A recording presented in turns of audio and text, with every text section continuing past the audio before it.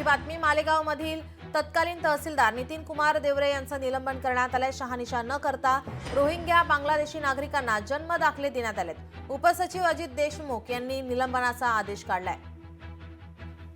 बोदवडचे तहसीलदार आणि मालेगाव येथील तत्कालीन तहसीलदार नितीन कुमार देवरे यांना निलंबित करण्यात आलंय।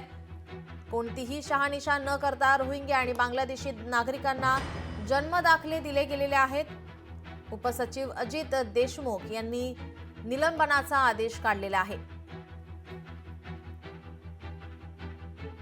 मालेगावमध्ये सुद्धा अनेक रोहिंग्या आणि बांगलादेशी असल्याचा दावा करण्यात येत होता।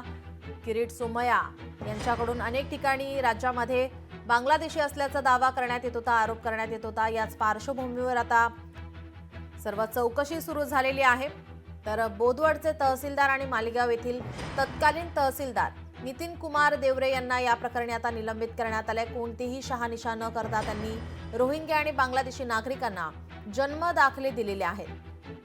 त्यामुळे आता उपसचिव अजित देशमुख यांनी त्यांच्या निलंबनाचे आदेश काढलेले आहेत, त्यांना निलंबित करण्यात आले। भाजपाचे नेते किरीट सोमय्या यांनी राज्यामध्ये अनेक रोहिंग्या आणि बांगलादेशी असल्याचा दावा केलेला आहे आणि या संपूर्ण प्रकरणामध्ये आता चौकशी सुरू झालेली आहे। आपले प्रतिनिधी सुमित देशमुख आपल्यासोबत जोडलेले आहेत। तर सुमित, काय अधिकची माहिती? निश्चितच बोदवडचे जे तहसीलदार व मालेगाव येथील तत्कालीन तहसीलदार जे होते नितीन कुमार देवरे यांना निलंबित करण्यात आलेला आहे। शहानिशा न करता रोहिंग्यांना व बांगलादेश नागरिकांना जन्मदाखले देण्याच्या प्रकरणी तहसीलदार नितीन कुमार देवरे यांना काल निलंबित करण्यात आलं होतं। त्या संदर्भातला पत्रव्यवहार देखील झालेला आहे।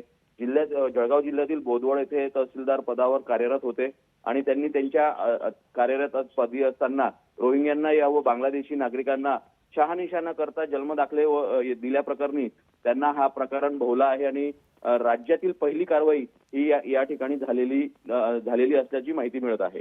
अशा किती नागरिकांना, रोहिंग्या किंवा बांगलादेशी नागरिकांना जन्मदाखले दिले, त्या संदर्भात काय माहिती आहे? त्या संदर्भात आता शहानिशा चालू आहे, पण किरीट सोमय्या यांनी या संदर्भात तक्रार देखील केली होती भाजपाकडे। भाजप नेते किरीट सोमय्या जे आहे त्यांनी तक्रार केल्याच्या अनुषंगाने या ठिकाणी ही कारवाई करण्यात आल्याचं समोर आलेलं आहे। जी, धन्यवाद आपण दिलेल्या सविस्तर माहितीसाठी। लोकशाही मराठी ऐका, पहा, जागरूक रहा।